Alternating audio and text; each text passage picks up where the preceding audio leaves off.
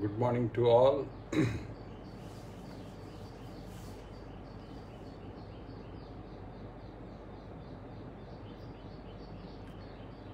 I am starting a bit early today. Hi Madhavi. Good morning.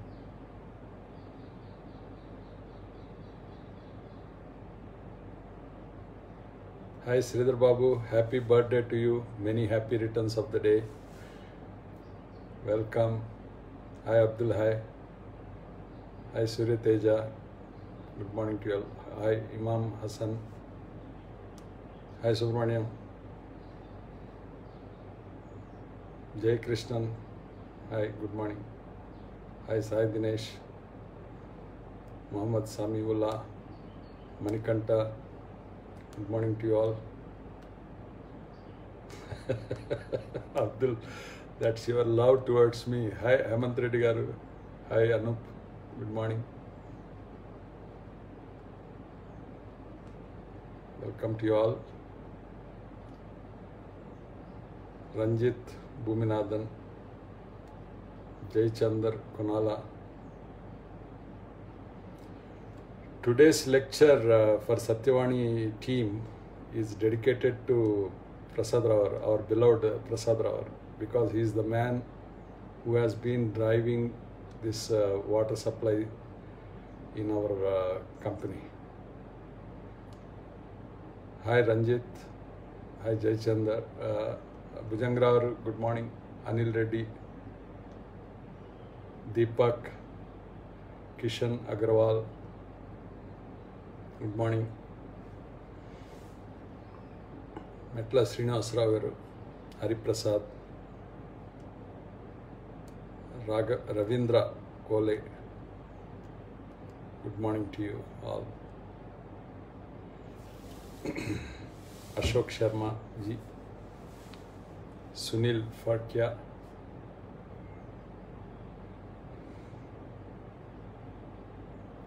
We are all connected so much all these 30 days.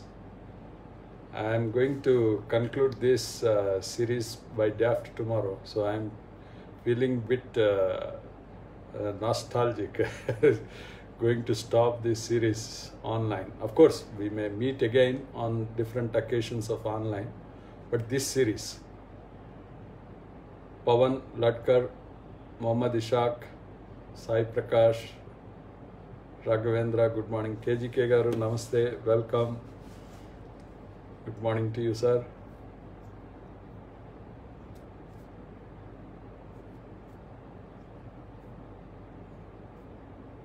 Yeah, great. Jitendra Patel, Narendra Madhav. Hi Gaurinath, good morning. Vamsi Gupta. Hi Pradeep Dharam. Anand Dave. Venkateshwaran. Ranga Satam. Arbaz Parvez. Thank you. You shared the link of Saturday webinar. Yeah. Akhil Reddy. Good morning to you all. Vamsi. Anna Pragada.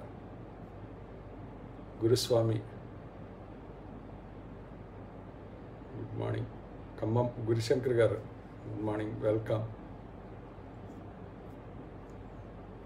Swami garu. Namaste. Good morning to you. Amer. Yeah, I'm fine.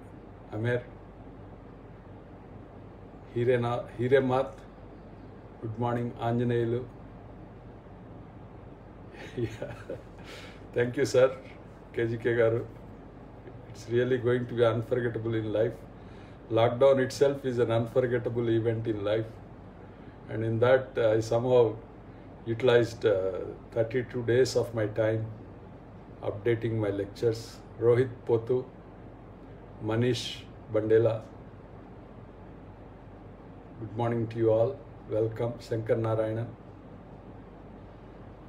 Hi DP. Good morning. Welcome to you. Sri Hari Mittapalli. Rahul Ambale. Muhammad Ishaq. Thank you, Muhammad. week beginning, yeah, we have to look good, we have to be confident, we have to be hopeful. Ravindra Babu Ganjam, Santosh Margaz. Yeah, thank you, sir. Thank you, sir. Vivek Swami Garu. Hi, Venugopal. Good morning.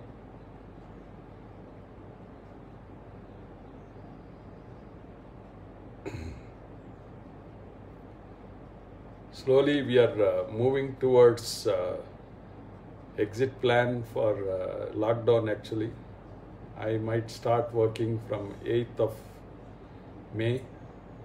So I'll be back to my office on 8th.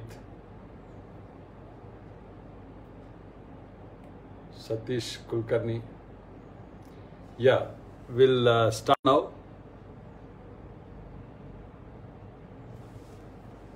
So today's topic, the most important as I perceive, and today's topic is water supply, sourcing, storage, treatment, and distribution.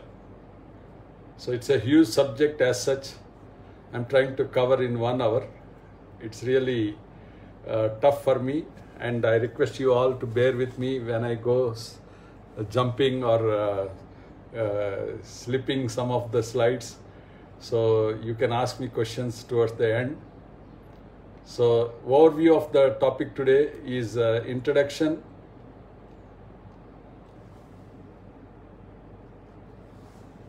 water source, water, that is the source, supply, storage, treatment, and distribution. This is the cycle for any water supply.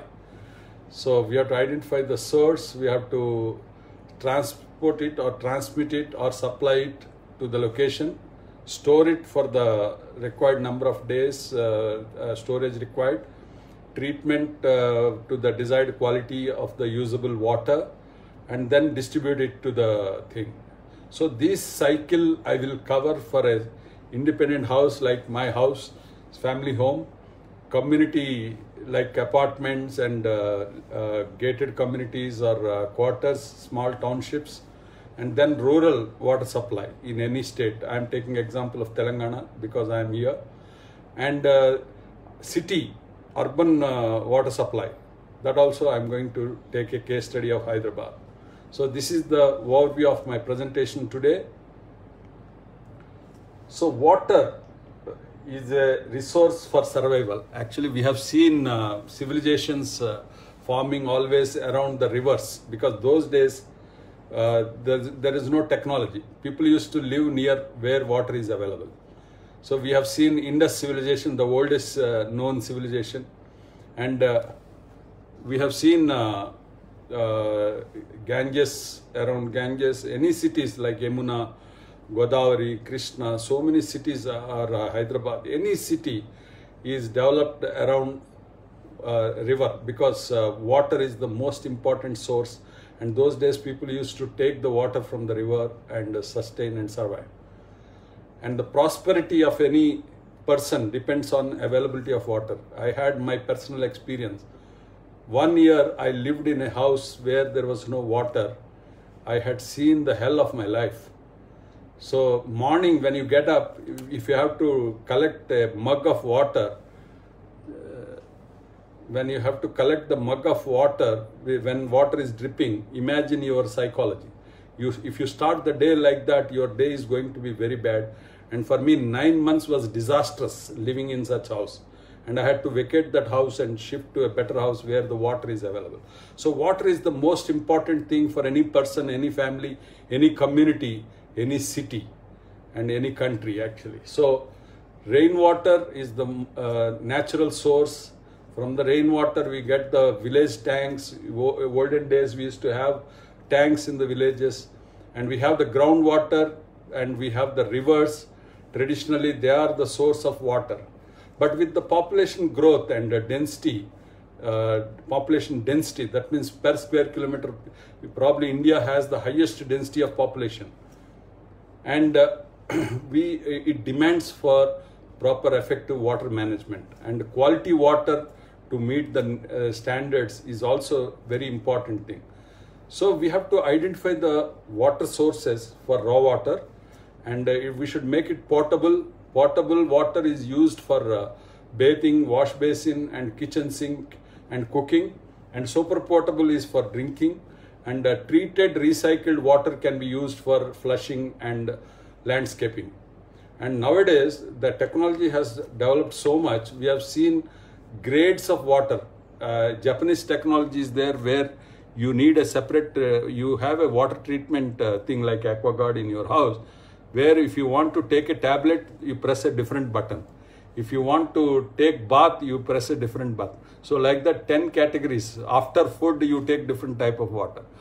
But in the market, we see packaged drinking water, treated drinking water, spring water, mineral water, hydrogenated water, alkaline water. These are all the kinds of water, different. Even water is getting brands like salt, like toothpaste, different brand. So water also has brands. So we have to keep in mind as we treat the water. So requirement specifications, first any project we have to define the quantity of water required and quality standards of the water required. And we have to identify the source of the water for any project for the duration of our life of the project actually. And supply the water, store the water, treat the water and distribute the water. So this is the cycle of water treatment, water supply project in any development. So we have family homes, independent houses for which municipal water is normally taken, or water board or rural water supply, that is pipe water supply. And then it may be available 24 hours or there is a fixed time every day, morning 1 hour, evening 1 hour, or alternate days like in Hyderabad now what is happening, alternate days 1 hour. So this supply period determines the storage that we have to create actually, capacity of the storage. And as a backup, you should people also will have borewell, because many times this municipal water is not supplied adequate to the requirements. It costs also, but I always feel it is better to have the municipal water, that is the cheapest source of water available, because it is subsidized. And you have to have the underground sump storage capacity. For example, if you have water supplied alternate days, you should have minimum 4 days storage in the underground sump and 1 day storage in the overhead tank. And you have to have pumps for drinking water and pumps for potable water, separate pump. So always you must have the redundancy, because water is the important thing and you should have the redundancy. So 2 pumps will also help. In fact, you can keep the valve so that you can use the same pump of drinking for raw water if the raw water pump is damaged, and vice versa.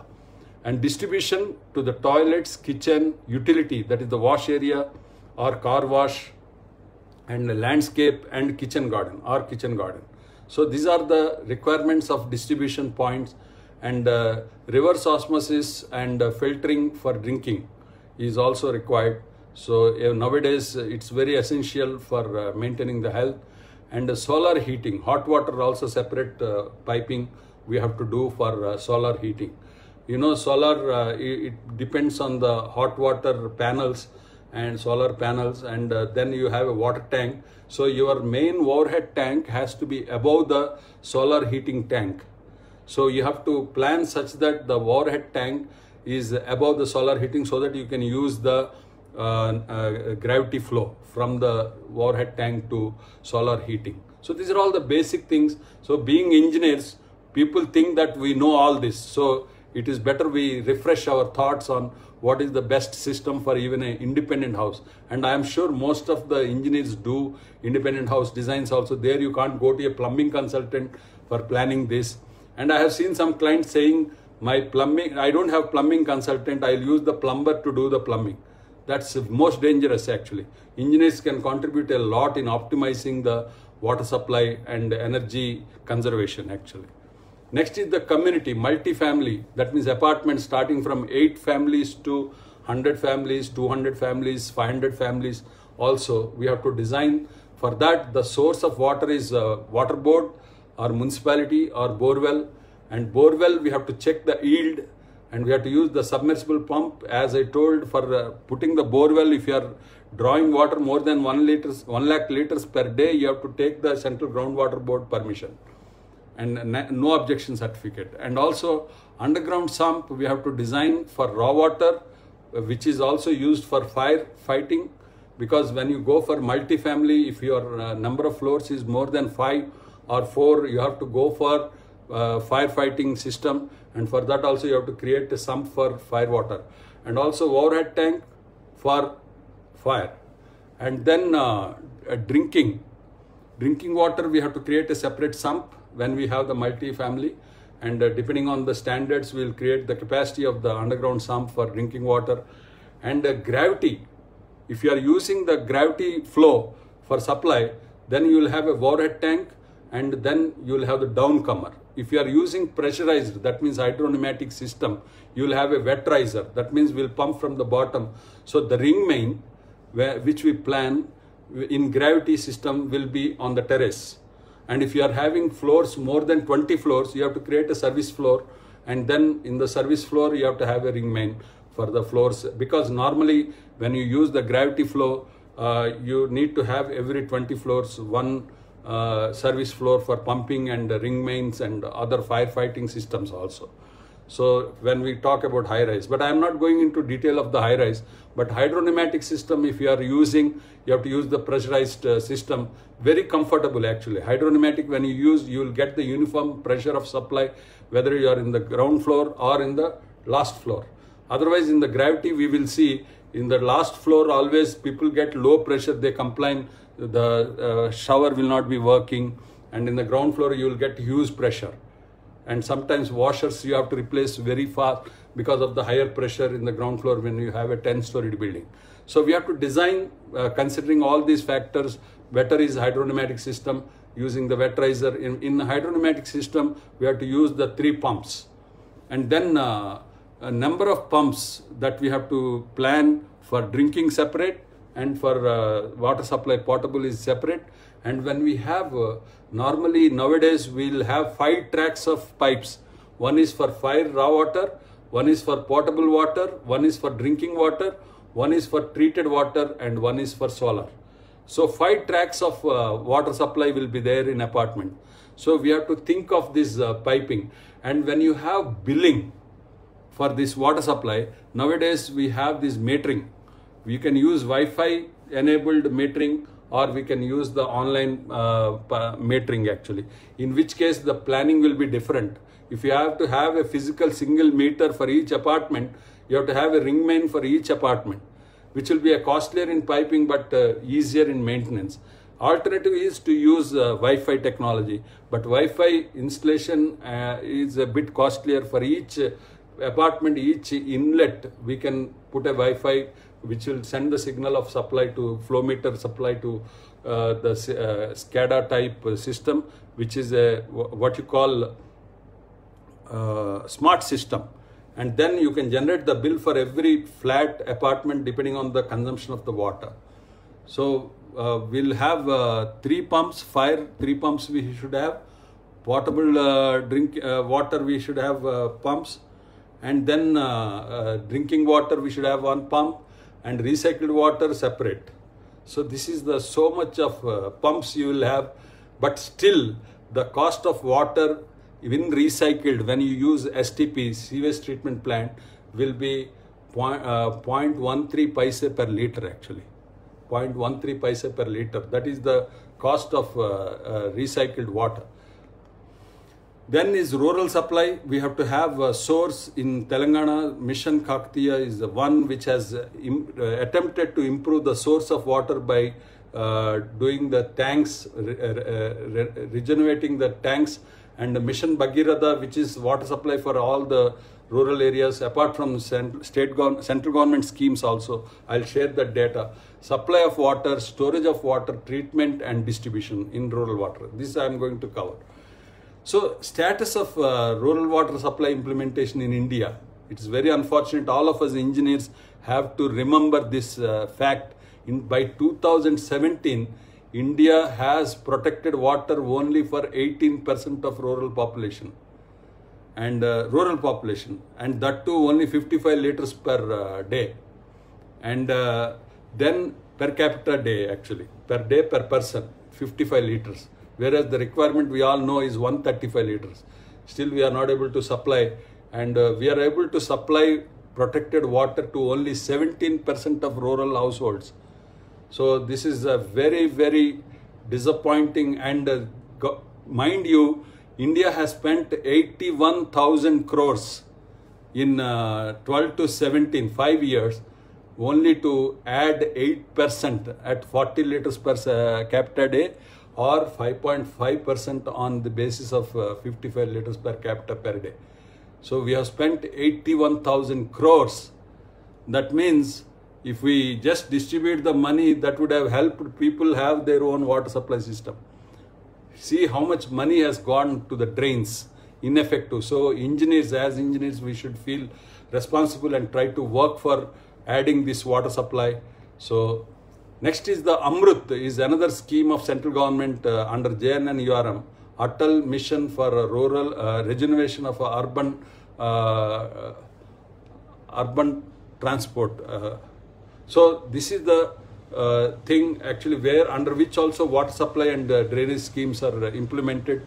And source of water for cities is the reservoirs, rivers, and pumping. We have to pump, and storage, huge storage to be required for the city water requirement, and water treatment plants.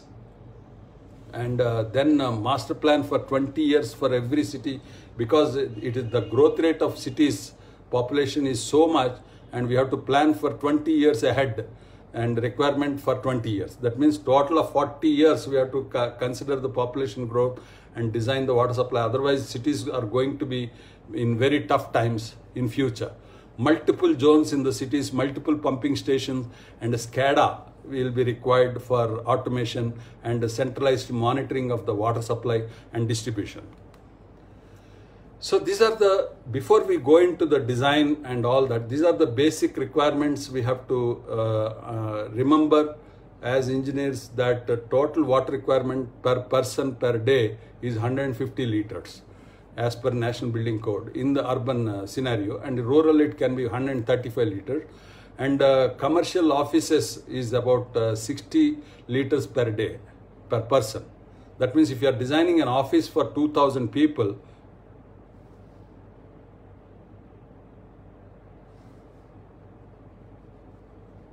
and 60 liters, if you have 2,000 people working, that means 1,20,000 liters is the water requirement per day.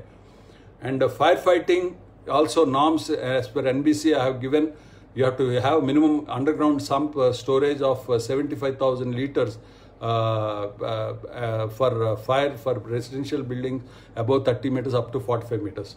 And below 30 meters, you don't have to provide separate sump for fire. And the overhead tank, it should be 25,000 liters. Only for fire separate. You should not use this water for any other purpose. But when you are pumping water into the overhead tank, you should pump into this tank first, and overflow should go into the regular usage, so that you will maintain the fresh water even in the firefighting tank regularly.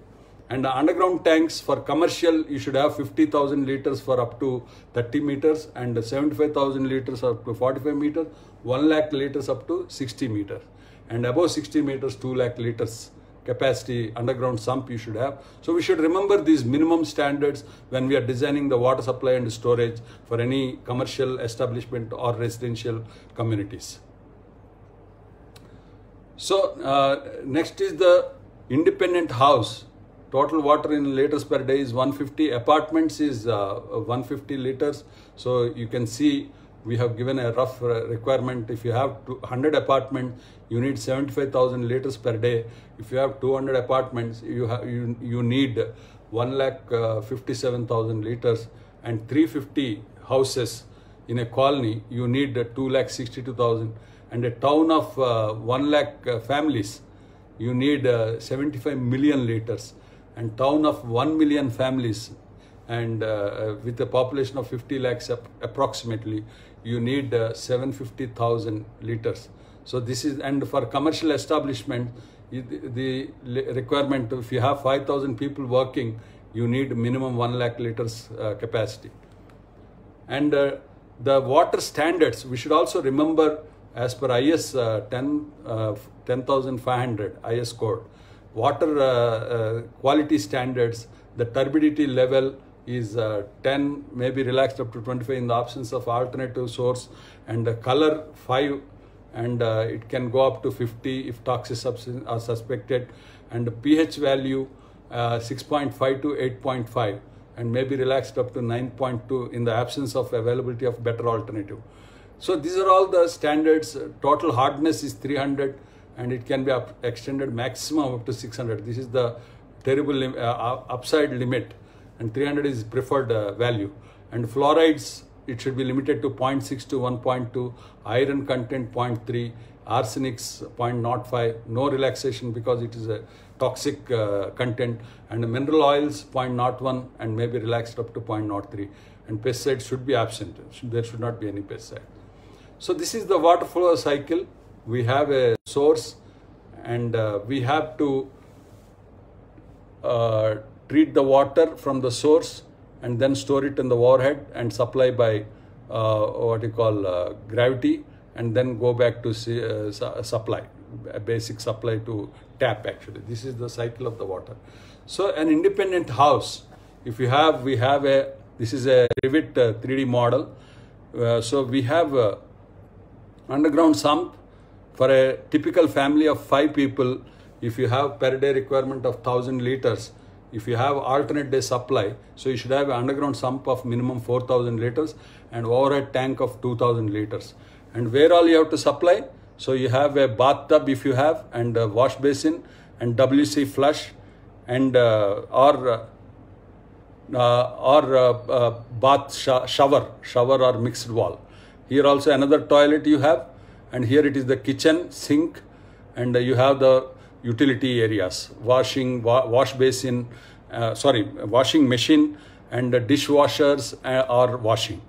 So these are the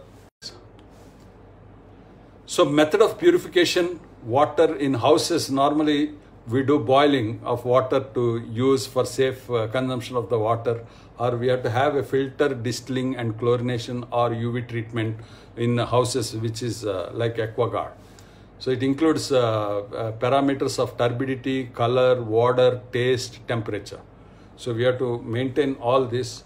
And so boiling, we do boiling for consumption of water so that it kills any germs. And then filtering we can do like this. And distilling also is done in AquaGuard automatically. And then chlorination. So we have chlorination as alternative to UV treatment, and then turbidity check, and then color check, and then types of treatment. We have reverse osmosis, ultra UV treatment, or filtration system. So we have this, it's a very familiar photograph you must be seeing in your house for RO system, and you have the UV and heating and carbon filters in the house. So when you don't have big water treatment available, so if you use this, you can treat the water and use it. So you have all the filtration, distillation and UV treatment. Next is the community water supply. I'll give some of the case studies also. So distribution in community. Every community, depending on 100 families or 200 families, you have to plan the underground storage, overhead tanks, and then treatment, water treatment required, and then distribution after water treatment. So this is the system. So good distribution system, we have different possible methods of distribution system, which I'll be sharing now. And layout of distribution network, you have dead end or tree system, like branching off, and then radial system we have, and we have ring main system, we have gridiron system. So this is how it looks, a tree or dead end system. So you will have the main pipes, and then you have the branches, you have submains, and you have cutoff walls. For depending on each branch, for maintenance requirement, you need the cutoff walls. And advantages are it is relatively cheap, simple. You can keep adding the mains and submains, and the disadvantage is it will have many dead ends. Stagnation of water occurs in the pipes, and sometimes it can lead to health issues. So this is a radial system. You can see there will be a central supply main, and from there it will radially go out to, so from the single source. So this will be one, it gives a quick service, and calculation of pipe sizes is easy, engineer's job is easy. But a grid iron system, this is the grid iron system, you can see, this is typically for layouts, we adopt this, and you will have the one main, and then you give the branching out, and then, so the exact optimum size of piping is very difficult in this system. Next we have the ring main. This is mostly adopted system in any communities, and it is very efficient in water supply. So you will have a ring main like this, total ring, and from the ring main you will be branching off these things. So we have methods of water distribution like gravity system, we have pumping system, and we have combined gravity and pumping. When we deal with the large areas, to deal with both gravity and pumping also, because the levels will be varying. So this is a gravity system. Normally either you will have a warhead or a reservoir on top of a hill. In fact, we have done a project in Arunachal Pradesh where there is no groundwater available. So you have to collect the water from the natural flow and store it and distribute it like this, gravity. So sometimes we'll, this is a stream, we collect the water and we store it in the valley here and then keep pumping wherever it is required.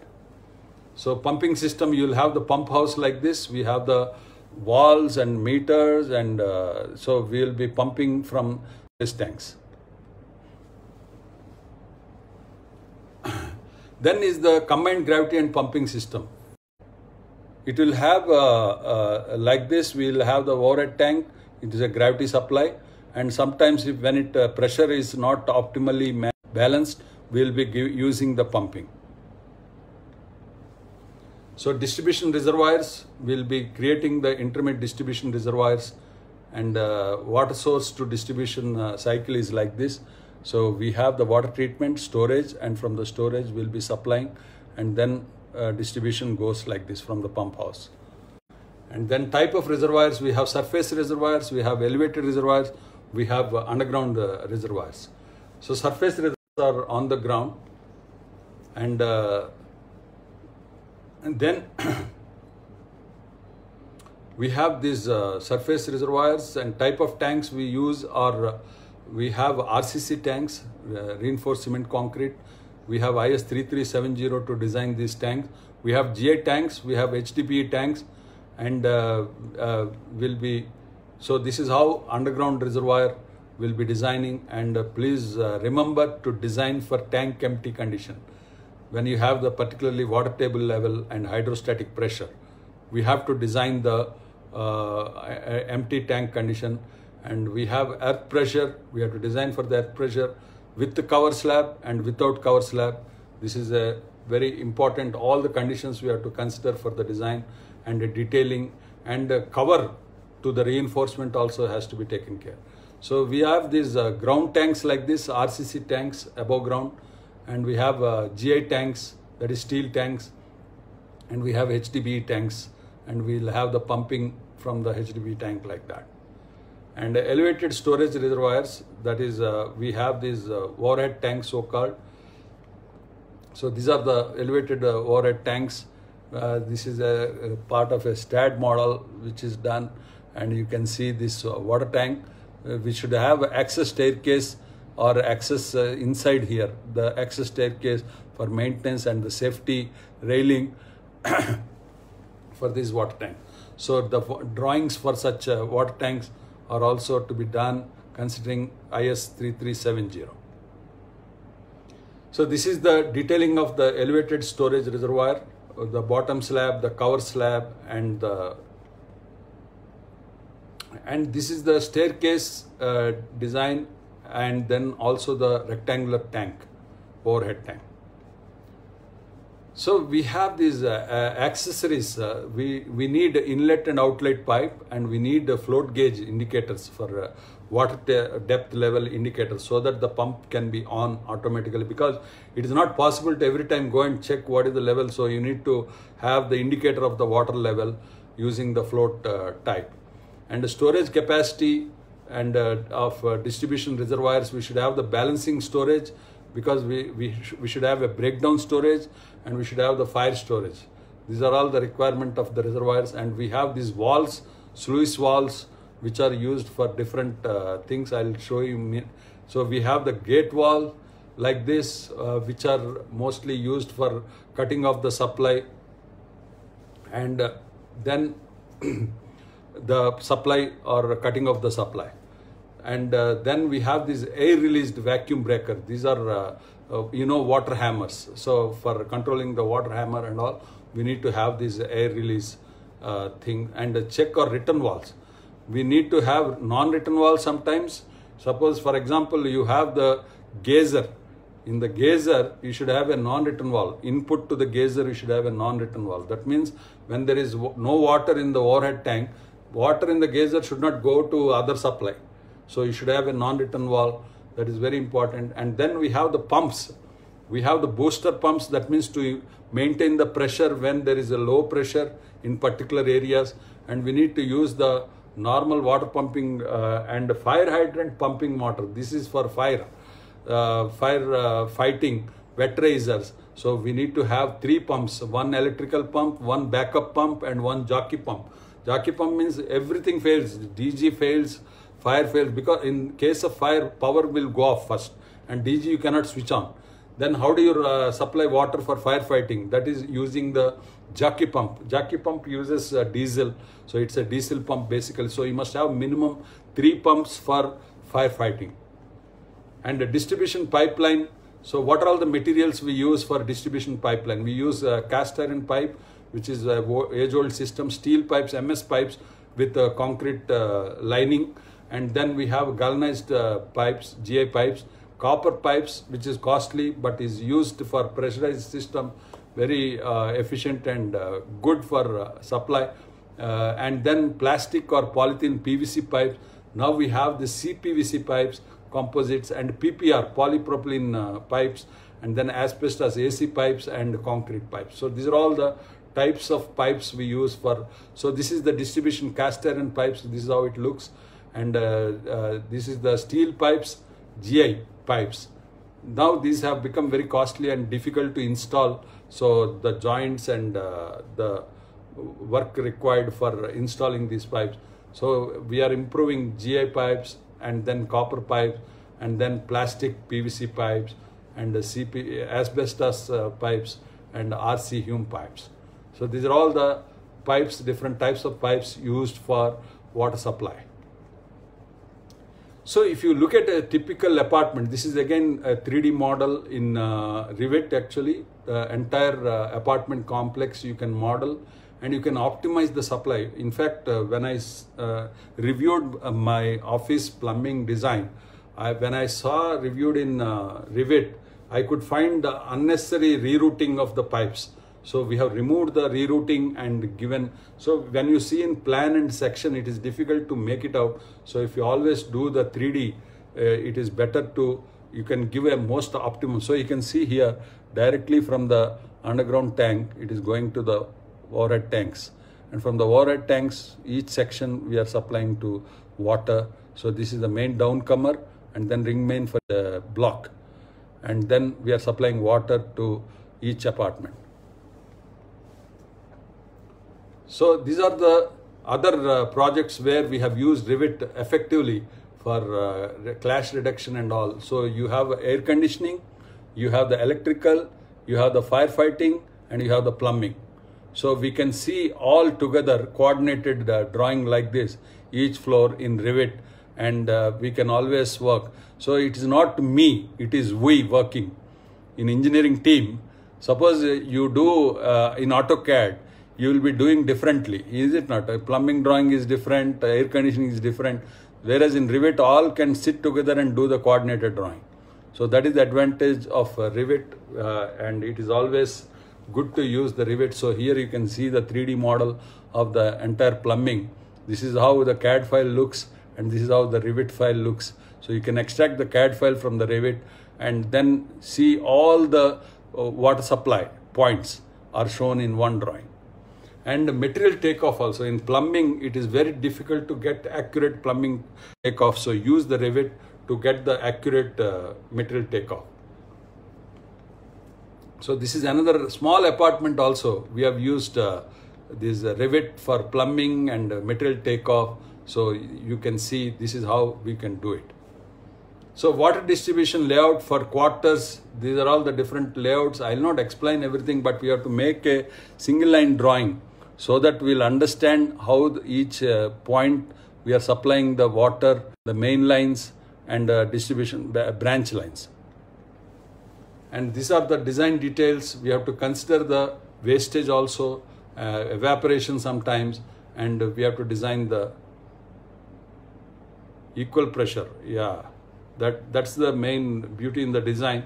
If you go for gravity in high-rise buildings, it is very difficult to maintain. So we have to use the what you call nozzles to reduce the pressure, maintain the pressure.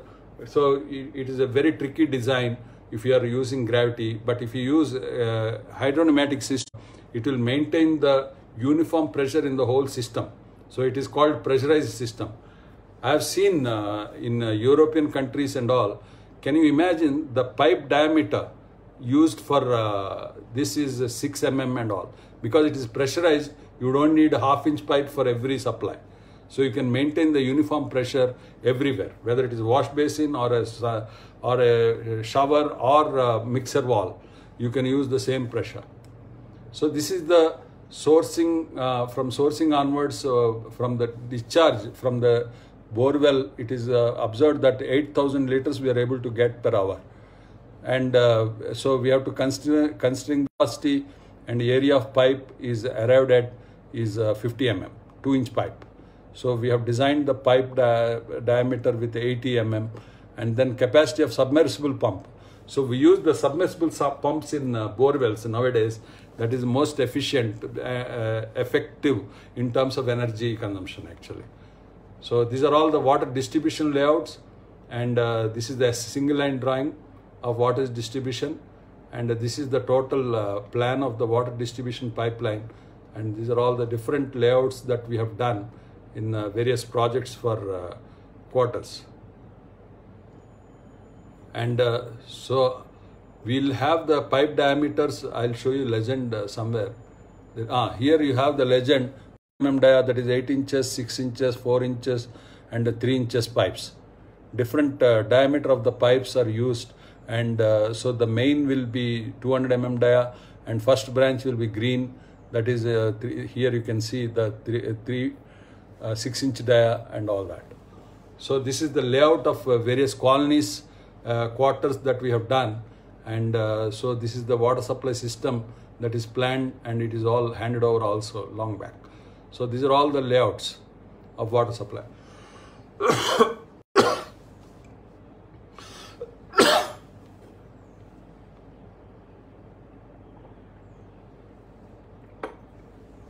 So this is the single line drawing. This is another layout of cluster apartments. This is a cluster of apartments, and this is how we do. And this is within an apartment, how the water supply.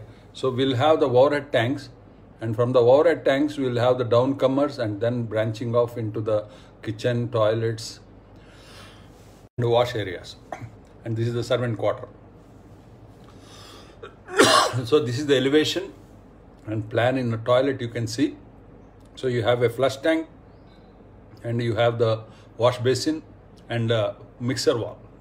These are the three things in any bathroom. And this is how the geyser also is shown here, you can see, and solar heating also is there. And water treatment plant for every cluster is done, and on-site treatment, color, taste and water also to be tested periodically. So we can install tap mounted treatment also, and we have the groundwater and the surface water comparison as a source. And main components of water treatment is screening, coagulation, and we have aeration, flocculation, sedimentation, filtration, disinfection finally, and lime dosing. This is for alkaline. To give a little bit of tinge of alkalinity is always better. So lime dosing will give you alkalinity. Are you getting it now? Are you getting it now? The broadcast? Yeah, I don't know. Earlier I used to sit in a different location. 20 days I never had a problem. This is a better place I thought, but I'm using even Wi-Fi from ACT, and that fellow is spoiling the whole thing. Rahul ji, आपको कभी भी clear नहीं रहता. Now it's okay? So okay, I will continue. Because we have only 20 minutes, I have to run it fast. Thank you. So water analysis report, we have to get the pH value, and we have to get the conductivity tests, and cations and anions and residuals, all that we have to get the test. So rural water supply. I am giving a case study of Telangana because it's very interesting. With a lot of passion it is implemented. So RWS, Rural Water Supply Scheme, was there even from 2012. It is planned for 15 years, and then final stage by 2041, 30 years.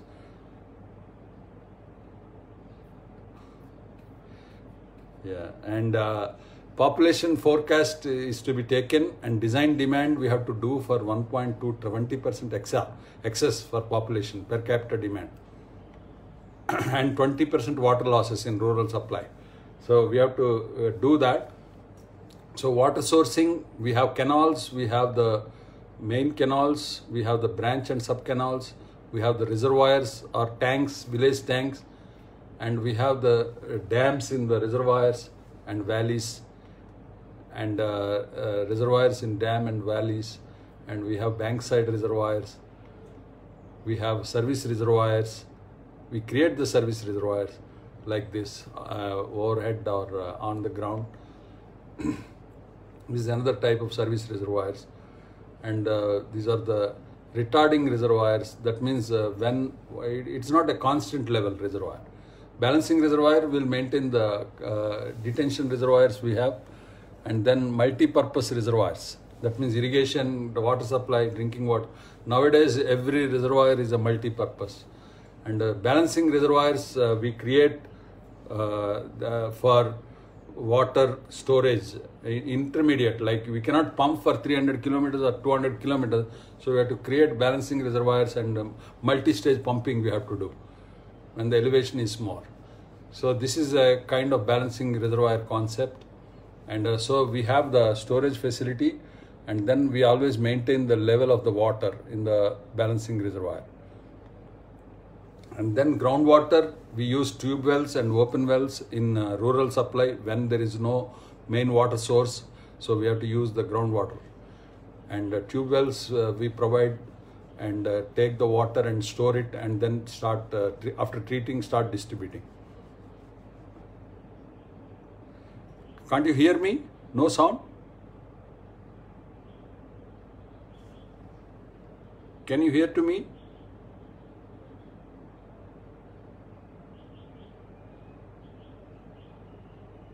Oh, it's better I change out to data plan. Can you hear to me, please? Okay, thank you. I don't know, I'm getting confused. Okay, thank you, thank you. So we have the open wells. We have the open wells like this, olden day system, and this is also source of water, and we have the rivers and conservative rivers we have, and water sourcing. Olden days, people used to collect the water and from the open wells or tanks, village tanks. And this is the pumps actually, tube wells with the manual pumping. And then we have the reservoirs and flood rivers. That means whenever there is a flood, you collect the water and then store it for the supply. So Mission Kakatiya was to revive the old tanks, village tanks, by removing the what you call dredging, by doing the dredging of the tanks, village tanks. So these are the storage reservoirs, and objective of the scheme is to revive the water. And rural water supply scheme borewell discharges, we have taken the data from the many villages, and this is the standard method that is followed: site selection for the project, and then land for borewell construction, and then testing of raw water for the quality of the water. And this testing of raw water has to be done periodically to decide the method of treatment. And completion of civil work and solar panel installation. So for energy pumps, solar pumps are used in rural remote locations actually. Major components is site development, water, treatment plant, and energy using solar system, and treatment unit and distribution system, and stand posts. So this is the bore wells and manual pumping, and the water supply system is by pumping, gravity, or supply through channel system.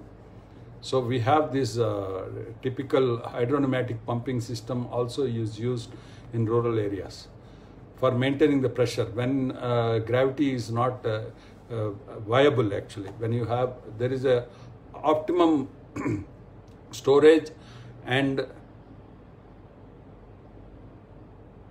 thank you. So we have this water supply using the open channel, and sometimes the water supply has to be done for industries also, like steel plants, power plant, and all that is done from the canals actually. We have designed the reservoirs for the water supply, water storage reservoirs for the industries, power plants also. They also require water. So we have to have the pumping from the canals, and we have to take the NOC from the irrigation department and create the reservoir required. And so we have these water treatment plants, solar operated pumps, oxidation chambers, iron removal filters, and alum dosers, and fluoride arsenic removal units. In Telangana particularly, we have certain districts where this fluoride content is very high in the water. So we have to do the fluoride removal also. So sequence of treatment process is, we do the raw water pumping, we go to the oxidation chamber, and then we have the filters, and then dosers and fluoride removal, and we pump it to overhead tank, and then go for distribution. So this is a typical small treatment plants at the rural areas. Components of water treatment, we have these FRP or MS cylinders or stainless steel, depending on the requirement and the type quality of the water. We use this material for the storage. Yeah, Nalgonda is the worst affected fluoride thing. And components of treatment plant are multi-port valves. We have this alum dosing, and we have this fluoride removal filters, and we have the internal piping for the treatment plant. And this is how municipal water treatment plants look like. We have this Mission Bhagiratha in Telangana. Entire state, the government has harped on to supply the water for the entire state. And this is the overall master plan of the one district actually, Gajwel. And Mission Bhagiratha is going on still. So this is the entire state of Telangana with the pipeline system, main grid piping, and main grid for gravity. Blue is for gravity, and red is for pumping. And so the concept of Mission Bhagiratha is to take the water which is already planned from Krishna and Godavari, and then use it for entire state. And 5,000 kilometers is the primary piping, main piping, and 50,000 kilometers is the secondary piping, and from there distribution network is 75,000 kilometers. So it's a huge, massive mission actually. It's a smart grid with the SCADA implemented, with so many water treatment plants and storage reservoirs underground and overhead. So the tenders were called, and work is under progress actually. This is another project. So the design components are like this. We have a location of water treatment plants, overhead elevated storage reservoirs, underground storage tanks, and these are the stand posts called for the villages. And design parameters and norms. So life design span is 30 years for jack well, rising mains, and pumping machinery 15 years. because it requires maintenance. Pumps you cannot expect more than 15 years. And main branch reservoirs and gravity mains, and then elevated storage. Yes, SCADA is basically monitoring system for, so I'll show you that. Model demand and surface water source we have to identify, and elevated storage reservoir details, positions, and village pipe layouts we have to make, and then optimum elevated storage reservoir height and capacity. Height is decided based on the highest elevation plus gravity head required, and considering the losses in the supply. And gravity mains and rising mains and per capita cost estimation we have to do. So this is the method of costing. So river is identified, hamlets marked on Google Earth for supply of the water, and then dummy nodes are identified every 500 to 1000 meters. And these are all the dummy nodes. And then elevation of villages, position of villages, population. So you can do the network modeling for the pipeline design, and storage reservoirs design also. So these are the optimization graphs actually. So elevated storage and pipe cost. So total cost is curve is here. So we have liters per capita day, depending. So jack wells are designed depending on 200 liters per capita day or 40 liters per capita day. So you can see how much variation it is there, 1/5. And then designed for 2-stage pumping, and tools used are Google Earth and Google Maps. GIS application is done. Every facility is geotagged in this. So per capita cost has come to 7,051 rupees per capita for 200 liters per day per capita. And if it is 40 liters per capita day, it is 2,000. So with the 3 times the cost, you can achieve 5 times the water supply. That is a very efficient system actually. So it's always better to go for 200 liters design rather than doing it for 55 liters. So socio-economic, the research is required to study the water requirement, because water is the precious thing and we have to do it. So SCADA is a system where a chief minister sitting in his office, Kaleshwaram is for irrigation project. So I have to take different time. 3 minutes is impossible to talk about Kaleshwaram. It is a huge project actually. But it is a very massive mission, I would say. So now urban water supply, I have to cover a Hyderabad case study. So as we all know, Krishna is one of the major rivers in our country, and this is the Krishna flood modeling. And then huge water is available. And so the Krishna water supply is done in 4 phases to Hyderabad at an estimated cost of 16,000 crores. And Godavari also is being drawn now. So we have this 16.5 TMC of raw water from Krishna water is taken, that is 270 million gallons per day. 270 million gallons. So water required for Hyderabad is, I'll go a bit quickly on this, and 18 million cubic meters per month in 1990. So this is the water required. We all know that the Hyderabad population has grown to 1 crore. So every city, depending on the population, we have to study. And these are the distribution lines done, and water treatment plants. This is so many water treatment plants are planned for Hyderabad. We have Usman Sagar, and normal drawals in million gallons per day is 25 million gallons per day. Himayat Sagar, actually these two are the main sources of water for Hyderabad about 100 years back, if you see. And today we have added Manjira, we have added Singanur, and now Krishna phase 1 to Krishna phase 3, and then Godavari. 86 million gallons per day from Godavari, 90 million gallons per day from Krishna phase 3, and 3-stage pumping. And we have the treatment plants at Asif Nagar, Miralam, Peddapur, and Rajampet, like that. So the total water requirement for Hyderabad city is estimated at 516 million gallons per day. And then we have present drawals at 451. Almost 90% we are utilizing already. But still many people don't get water in Hyderabad.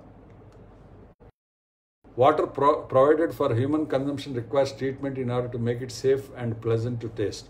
And I can tell you, Hyderabad is one of the best cities as far as water quality is concerned, and also water supply reliability also is concerned.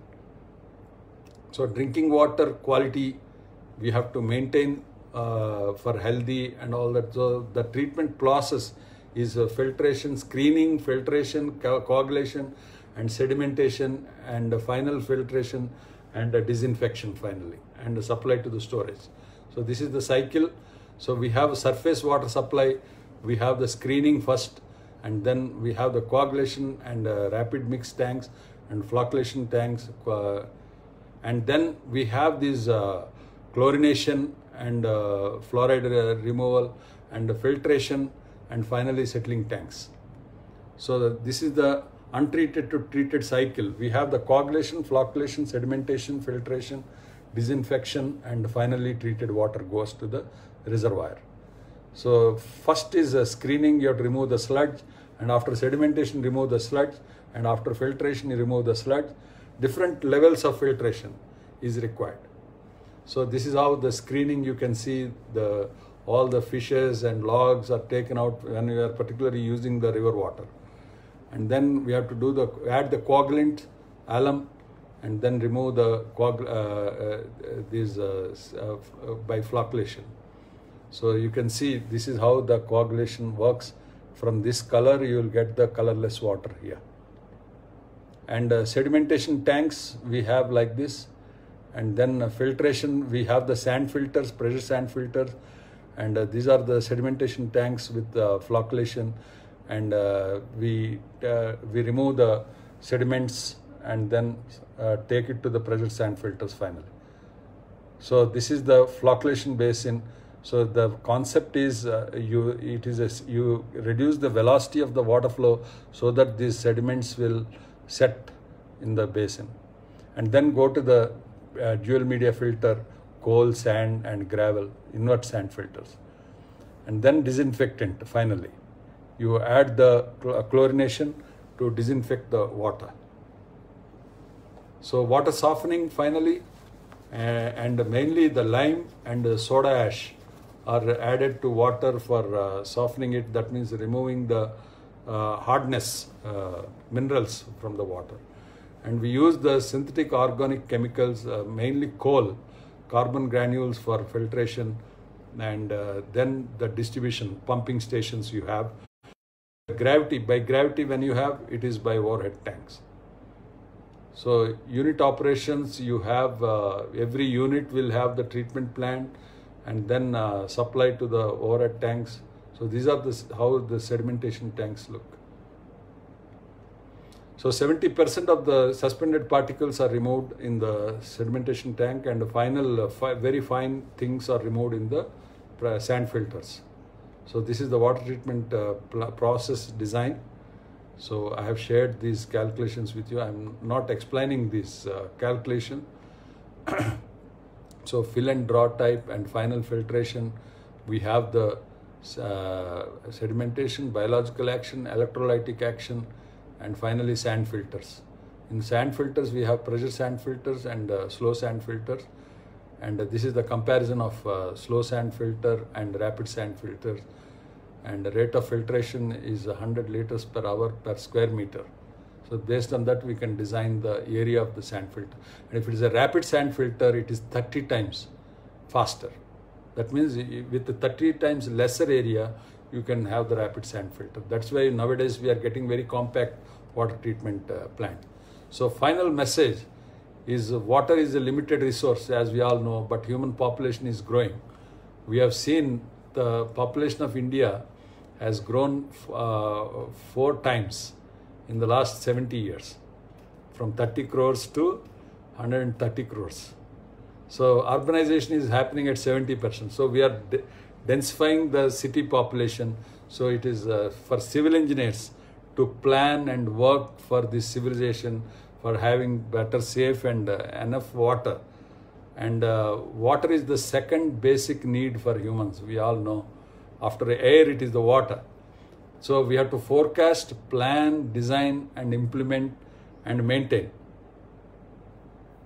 So optimally, forecast optimally, plan effectively, design sustainable system, and then implement delivery model, and then maintain the quality of the water.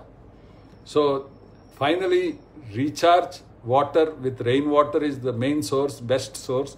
If we can use it, nowadays we are doing that water conservation. We can collect the rainwater and reuse it. So terraced rainwater can be collected to the tanks and directly used. Yeah, we have SCADA for power distribution, and we have SCADA for water supply system. So with the SCADA, suppose CM's office can have the control monitor of how many villages have got water today, how much water is supplied, and any problems are there, it will be reported at a centralized place. And you can even control, cut off one village and supply to a new village. That kind of control can be done. It is all smart grid actually. It can be supplied. You can control the walls from CM's office. Similarly, the power also. That is, after getting SCADA in Hyderabad, in the last 15 years, the power supply reliability of power supply has increased. Similarly, the water supply also, once it is implemented, it can improve the reliability of water supply at the time, at the quantity. And rainwater harvesting, I am bit skeptical on rainwater harvesting because it depends on the strata. Like clay strata, it is very difficult to make it work. So it is always better to collect the water, terrace water, store it and reuse it. That is the best thing. And we have done this rainwater conservation in some projects where we have designed for 15 days storage of the rainwater collected. So that is the better model actually, instead of leaving the rainwater into the ground and again pumping it out. So you can collect into the tanks. So finally, recharge collection of rainwater, reserve the storage, and then recycle the distribution, and then reduce the usage of water. This is how we can make sustainable communities by proper design of the water. Now, I'll take the questions if you have any questions. Water harvesting. Rainwater harvesting, we have two methods. We have the sand filter type. We create like an open well and connect the rainwater into that, and it will get filtered and then go into the ground. And another method is borewell system. You can have a borewell and design the rainwater charging through borewell also. So these are the two types of rainwater systems. And but you can also have, instead of rainwater harvesting, it is better method is when you have large areas, collect the terrace water directly into a tank and reuse it. STP treated water, yeah, for flushing, and I have implemented in projects even for 50 flats. It is very viable actually. You can have a sewage treatment plant that works for 50 flats also. Yeah, that is right. We have to design the system depending on the quality of the water. And though I am not an expert in water treatment as such, but yeah, thank you, Hirema. There is some protection method to reduce the rate of evaporation during summer. Yeah, like I have seen reservoirs with floating plastic things so that it will reduce the evaporation in the reservoirs. That I have seen. Or balloon type of balls, PVC balls actually. So if there are no questions further, thank you very much. I'll take leave of you. 2 more days to go. So tomorrow is detailing of steel structures, and day after tomorrow my concluding water softening is to reduce the hardness. Hardness means the acidity, in the water. So thank you very much. See you tomorrow at 11 o'clock. Bye-bye. See you.